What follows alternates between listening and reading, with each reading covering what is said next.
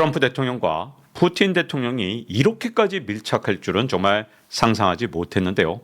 이것 때문에 우크라이나가 발칵 뒤집히고 유럽도 당장 발등에 불이 떨어졌습니다. 그런데 더 큰일 난 사람이 한 사람이 있습니다. 바로 시진핑 중국 국가주석인데, 시진핑 입장에서는 정말 이게 아주 큰 문제가 될 수 있거든요. 만약에 트럼프하고 푸틴이 아예 미로의 관계로 발전하게 되면 이게 시진핑한테는 아주 큰 위협으로 바뀔 수가 있습니다. 왜냐? 중국 혼자서는 패권을 추구하기가 정말로 어렵기 때문입니다. 중국하고 미국의 가장 큰 차이점은 바로 에너지와 식량인데요. 미국은 에너지와 식량이 넘쳐나지만 중국은 식량도 부족한 데다가 에너지도 남의 나라에서 수입을 해야 간신히 유지할 수 있기 때문에 만약에 중국과 러시아 사이를 갈라놓는다 그러면 시진핑 입장에서는 이게 아주 큰 문제를 야기할 수 있습니다. 그런데 정말 뜻밖의 일들이 계속해서 진행되고 있는데, 설마 했던 광물 협상이 진짜로 진행되기 시작했습니다. BBC에서 이런 제목을 달았거든요.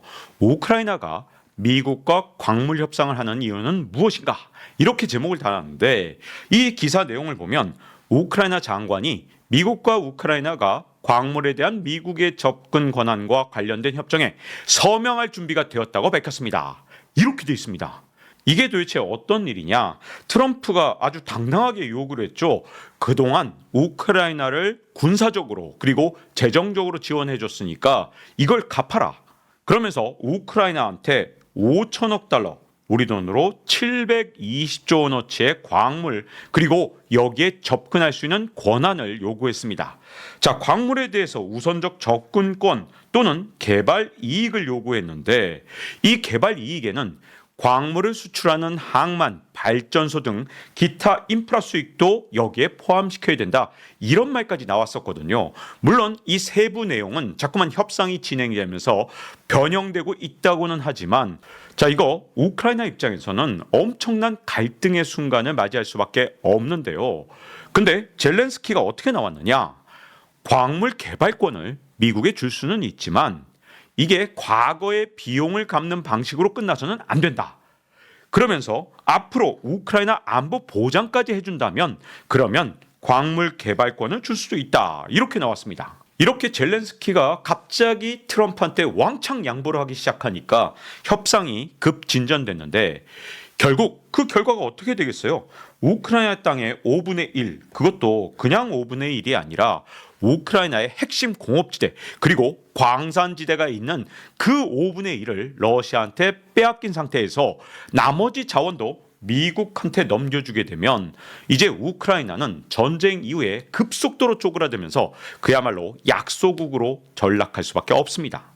그런데도 젤렌스키가 광물 개발권을 넘겨줄 수밖에 없는 이유, 그 이유는 동부전선이 언제 무너질지 모르는 일촉즉발의 위기 상황에 처했기 때문입니다. 그런데 여기에 푸틴이 한 발짝 더 나갔죠.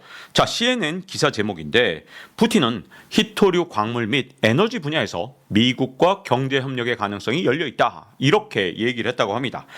무슨 말이냐? 푸틴 대통령은 지금 미국 기업들과 협력해서 러시아가 점령한 우크라이나 일부 지역에서도 히토류 광물을 추출하는 공동 프로젝트를 추진할 수 있다. 이렇게 말했거든요. 이렇게 말할 수 있는 가장 큰 이유가 뭐냐? 러시아가 현재 점령하고 있는 우크라이나 동부지대는 영토 면적만 놓고 보면 5분의 1밖에 되지 않지만 광물은 3분의 1에서 일부 광물은 심지어 절반이 넘는 그런 광물이 전부 다 동부 지역에 밀집되어 있거든요. 그런데 그 광물에 대해서 미국한테 개발권을 주겠다. 이렇게 얘기를 한 겁니다. 그러니 이제 트럼프는 우크라이나한테서 광물 개발권 받고, 그리고 러시아가 점령한 우크라이나 땅, 이 땅에서도 광물 개발권을 받을 수 있는 정말 꼭 먹고 알 먹고 상태가 된 겁니다. 게다가 더욱더 중요한 게 있죠. 미중 패권 전쟁에서 이번에 트럼프의 대러시아 전략, 대푸틴 전략을 뭐라고 평가하느냐? 역 닉슨 전략이라고 평가합니다. 닉슨 대통령이 어떤 일을 했느냐? 핑퐁 외교라는 걸 했습니다. 정말 유명했던 그 탁구 외교죠. 원래 미국과 중국이 사실 한반도에서 전쟁까지 치렀기 때문에 워낙 사이가 벌어져 있었습니다. 게다가 베트남 전쟁 때는 미국과 중국이 베트남을 놓고 대리 전쟁까지 치렀으니까 사이가 갈라질 대로 갈라졌는데 그 와중에 핑퐁, 즉 탁구를 통해서 미국과 중국의 외교 관계가 급 진전된 적이 있었거든요. 자, 이걸 통해서 당시에 소련과 중국 사이를 갈라놨는데요. 당시에는 이 패권 전쟁을 미국과 소련이 하고 있었는데 중국을 갈라놓는 순간 그 다음부터 소련의 이 경제력이 크게 약화되면서 미중 패권 전쟁에서 미국이 승기를 잡게 됐습니다. 그런데 이번에 트럼프의 외교 정책을 왜 역 닉슨 전략이라고 부르느냐? 자, 그때는 소련하고 싸우기 위해서 중국을 미국 편으로 살짝 끌어들였거든요. 근데 이번에는 중국하고 패권 전쟁을 하기 위해서 러시아를 살짝 미국 편으로 끌어들이려는 그런 식의 뭔가 닉슨 전략의 역전략이 아니냐, 이렇게 평가를 하면서 역핑퐁 전략이라고도 부르고 있습니다. 그런데 지금의 러시아 국력은 닉슨 때 소련과는 정말 큰 차이가 날 정도로 굉장히 약화돼 있잖아요. 그런데도 불구하고 러시아가 어느 편을 드느냐는 시진핑한테 매우 치명적인 영향을 줄 수 있습니다. 그 이유는 총 4가지로 나눠볼 수 있는데요. 자, 첫 번째는 바로 중국이 석유와 식량 자급을 할 수 없다는 점입니다. 자, 먼저 식량 자급률을 보면 중국은 자기들 스스로 식량 자급률이 무려 98%라고 주장합니다. 근데 중국의 식량 수출과 수입량을 비교해 보면 얼마든지 이게 밖에서 추정이 가능하거든요. 이건 중국이 숨길 수가 없는데 중국의 식량 자급률을 서방이 평가해 보니까 최대로 봐도 76%에 불과하다고 보고 있습니다. 자, 24%를 메운다는 거, 이건 정말 쉬운 일이 아니거든요. 중국의 인구가 너무너무 많기 때문에 24%라는 게 거의 3억 5천만 명을 먹여 살리는 그 정도의 식량이 외부에서 수입돼야만 중국이 유지될 수 있다는 뜻입니다. 게다가 석유 자급률은 훨씬 낮은데요. 중국은 산유국이긴 하지만 워낙 석유를 많이 쓰기 때문에 자급률이 25%밖에 되지 않습니다. 자, 이런 상황에서 미국과 러시아가 엄청 친해져서 러시아로부터 석유 공급이 끊긴다면 중국 입장에서는 굉장히 난감할 수밖에 없을 겁니다. 더군다나 중국은요, 중앙아시아나 아니면 구소련권에서 수입하는 석유, 천연가스의 양이 굉장히 많은데요. 만약에 미국과 러시아가 친해진다, 그러면 이런 중앙아시아 국가들까지도 러시아의 통제 안에 들어갈 수 있기 때문에 중앙아시아로부터의 석유 공급이나 천연가스 공급도 한꺼번에 끊길 수가 있습니다. 그리고 나면 중동이 유일한 석유 공급원이 될 수밖에 없는데, 그러면 앞으로 물라카 해협, 말레이시아와 인도네시아 사이를 통해서 석유를 수입해 와야 되는데 아직까진 제해권이 미국한테 있기 때문에 중동에서 석유를 마음껏 수입하기가 정말 쉬운 게 아닙니다. 더군다나 식량도 아주 심각한데요. 중국이 식량을 어떻게든 확보하기 위해서 어떤 일을 해왔냐? 러시아 땅 시베리아에 들어가서 중국의 대형 기업들이 여기서 식량을 생산해서 중국으로 막대한 양을 보내기 시작했습니다. 그런데 만약에 러시아가 미국 편을 들어버린다, 그러면 결정적인 순간에 러시아가 식량 공급을 끊어버릴 수도 있잖아요. 이 때문에 러시아가 중국한테 식량과 에너지 공급을 끊게 되면 그야말로 중국 입장에서는 절대 전쟁을 할 수 없는 그런 나라로 전락하는 그런 치명적인 약점을 갖게 됩니다. 중국이 지난해 대만을 포위해서 여러 번 훈련을 한 적이 있었는데 이게 대만에 위협이 되는 이유는 중국이 혹시라도 전쟁할 수 있는 나라일까 봐 걱정을 하는 거지, 만약에 석유와 식량이 부족해서 전쟁을 할 수 없다 그러면 아무리 대만을 포위 훈련을 한다 하더라도 이게 대만 사람들한테 위협이 될 수가 없습니다. 물론 중국은 러시아가 없어도 식량이나 에너지를 자급할 수 있도록 온갖 노력을 하고 있는 건 분명합니다. 당장 전기차 보급률을 100%로 올리려는 가장 큰 이유는 석유를 운송수단에 쓰지 않고 전쟁용으로만 전용할 수 있다, 그러면 전쟁할 수 있는 나라가 될 수도 있거든요. 그런데 전기차로의 전환, 그리고 앞으로 수많은 선박들을 배터리로 바꾸는 그런 노력들을 한다 하더라도 그건 2030년대 중반에나 가능하기 때문에 적어도 트럼프 임기 동안에는 중국이 전쟁을 할 수 없는 나라로 전락할 수밖에 없습니다. 두 번째 문제는 중국의 물류 문제인데요. 중국의 대부분의 수출 수입 항로는 바로 이 물라카 해협을 지나가야 되는데 이 물라카 해협만 딱 막아버린다. 그야말로 중국의 숨통을 완전히 조일 수 있는 물라카 해협은 중국 물류 그리고 에너지를 수입하는 데 있어서 최대 약점이라고 할 수 있거든요.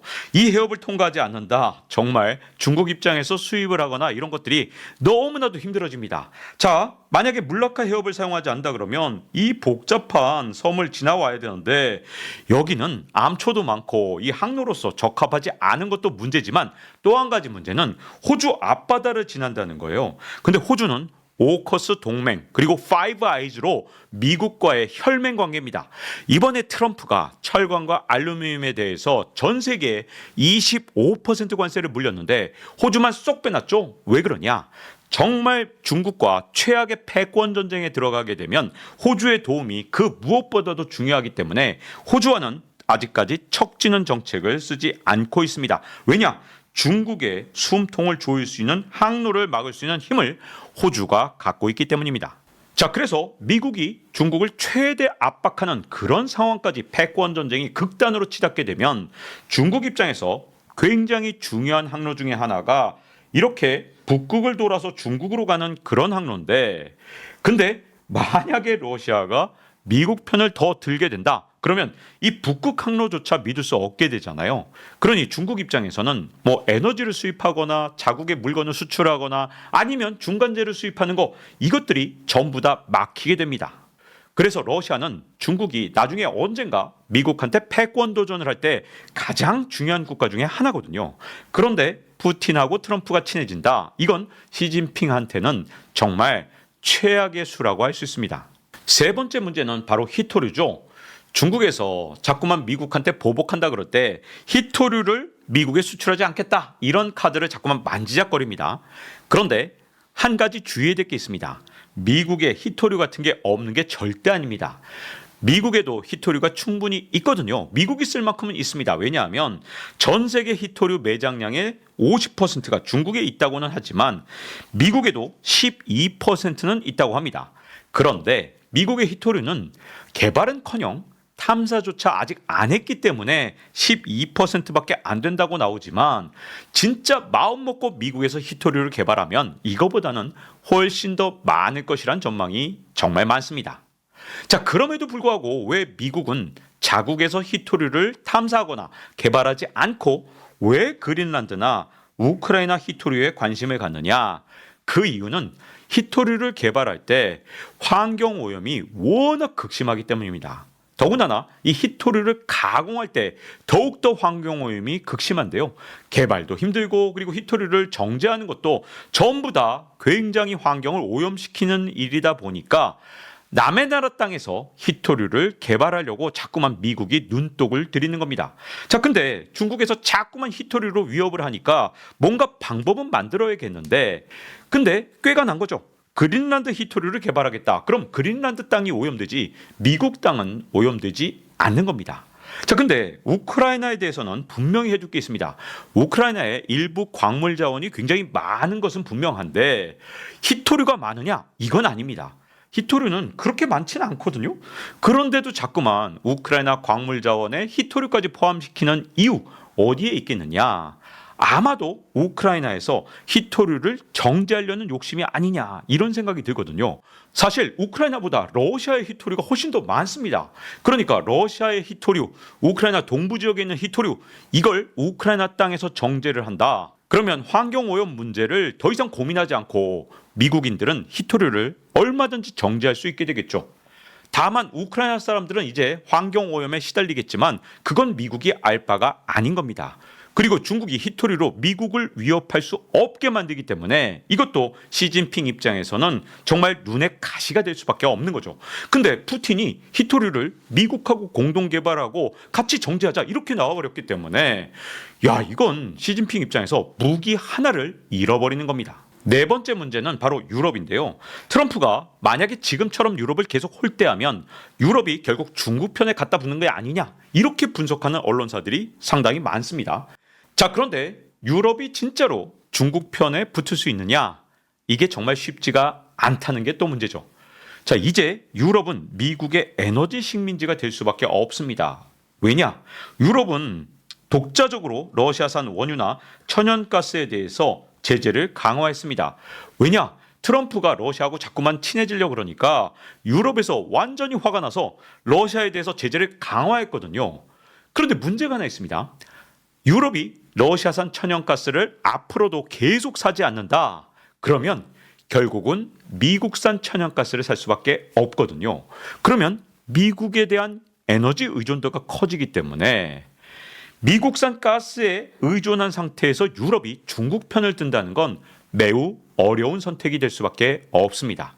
게다가 유럽은 사실상 지난 40년 동안 방위 산업에 전혀 투자를 하지 않았기 때문에 독자적인 방위 능력을 상실했다고 볼 수 있습니다. 유럽 자체는 사실은 러시아로부터 완전히 무방비 상태라고 할 수 있거든요. 미국의 군사력에 의존하고 있는데 지금처럼 미국과 러시아가 이렇게 친하게 지내면서 러시아가 여기저기서 분쟁을 일으킬 수도 있다. 그러면 유럽이 미국하고 각을 세우고 싸울 수 있겠느냐? 중국 편을 들 수 있겠느냐? 정말 쉬운 일이 아닙니다. 이제부터 방위 산업에 투자하고 방위비를 늘려간다 하더라도 정말 최소한도로 잡아서 5년은 있어야 독자적인 방위가 가능할 것 같고요. 저는 5년도 사실은 힘들 것 같아요. 최소한 10년 이상 적극적으로 방위 산업을 키워야만 독자적인 방위가 가능할 겁니다. 그래서 트럼프 입장에서는 4년 뒤는 알 바가 아니잖아요. 트럼프 임기 4년 동안에는 어차피 유럽은 미국의 반기를 들 수가 없습니다. 자칫해서 러시아가 어딘가를 찔러 넣는데 미국이 나몰라라 해버리면 유럽은 독자 방어가 불가능하기 때문에 트럼프하고 싸운다는 건 유럽 입장에서 정말로 위험한 도박이 될 수도 있습니다. 그러니 트럼프가 뭔가 좀 얄밉지만 정말 미국의 국익을 위해서는 아주 치밀하게 지금 판을 짜놨다고 볼 수 있는 거죠. 다만 인간이 아무리 계획을 잘 세워놔도 정말 세계의 역사는 어디로 튈지 모른다는 게 지금까지의 과거 역사를 통한 교훈이거든요. 그래서 앞으로 이 세계 패권 구도를 결정할 중요한 요소들은 일단 러시아가 미국과 중국 중에서 진짜로 누구 편을 들 것인가, 이건 아직까지 정해지지 않았습니다. 앞으로 이건 굉장히 유동성을 갖고 있거든요. 그리고 미러의 밀착 속에서 과연 유럽의 행보는 어디로 갈 것이냐. 정말로 최악의 상황까지 밀리게 되면 유럽이 미국보다 중국을 파트너로 진짜로 삼는 날이 오게 될 것이냐, 이것도 초미의 관심사고요. 이걸 통해서 혹시라도 미국이 고립될 가능성이 있느냐, 이런 것들이 앞으로의 세계 패권 구도를 좌우할 정말 중요한 요소가 될 것 같습니다. 다만 지금까지 흘러가는 걸로 볼 때는 트럼프 임기 동안 이 4년 동안은 트럼프가 짜놓은 판이 어느 정도 유지가 될 수도 있겠지만 문제는 미국 혼자서 이렇게 마음대로 모든 결정을 하게 되면 나중에 미국 패권에 수많은 나라들이 함께 힘을 합치게 되는 그런 문제점이 있기 때문에 이것 역시 좀 장기적인 시각에서는 두고 볼 문제라고 할 수 있습니다. 근데 우크라이나가 이렇게 버려지니까 한국의 미래, 그리고 한국 경제의 미래에 대해서 걱정하시는 분들이 정말 많더라고요. 근데 우리나라는 우크라이나하고는 완전히 다릅니다. 더군다나 트럼프는 이용 가치가 있느냐 없느냐에 따라서 그 나라를 대우하는 방식이 완전히 달라지기 때문에 한국이 지금처럼 트럼프한테 굉장히 이용 가치가 있는 이런 상황에서는 외교만 조금 잘하면 오히려 기회로 활용할 수도 있습니다. 사실 대만은요, 그동안 어떤 법이 있었냐, TSMC가 해외 공장을 지을 때 다른 나라 공장은 한 세대 늦은 것만 허용을 해왔습니다. 그게 미국이라 하더라도 미국에 짓는 공장은 대만 공장보다 한 세대 늦은 공장만 지어라, 이렇게 법으로 명문화해 놨는데 그 이유가 뭐냐? 대만은 그동안 외교 문제에서 중국한테 밀리고 미국한테 무시당하면서 대만의 이용 가치가 없어지면 버려질 수 있다는 점을 너무나도 잘 알고 있기 때문에 이런 법을 만들었다고 볼 수 있는데요. 우리는 그런 법이 없어도 우리나라가 갖고 있는 저력을 잘 지렛대로만 활용한다면 트럼프하고 얼마든지 딜을 할 수 있는 아주 중요한 산업을 갖고 있습니다. 반도체뿐만 아니라 방위산업, 여기서도 우리 대한민국은 대만하고는 비교할 수 없을 정도로 강력한 방위산업을 갖고 있죠. 조선업도 대만하고는 비교할 수가 없습니다.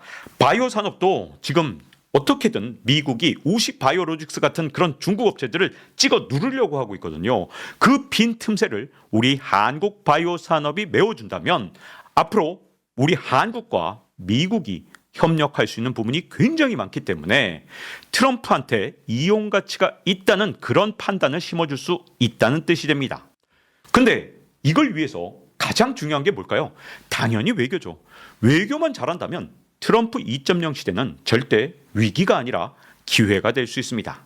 자, 이제 박종훈의 지식한방 마칠 시간이 됐습니다. 다음 시간에 뵙겠습니다.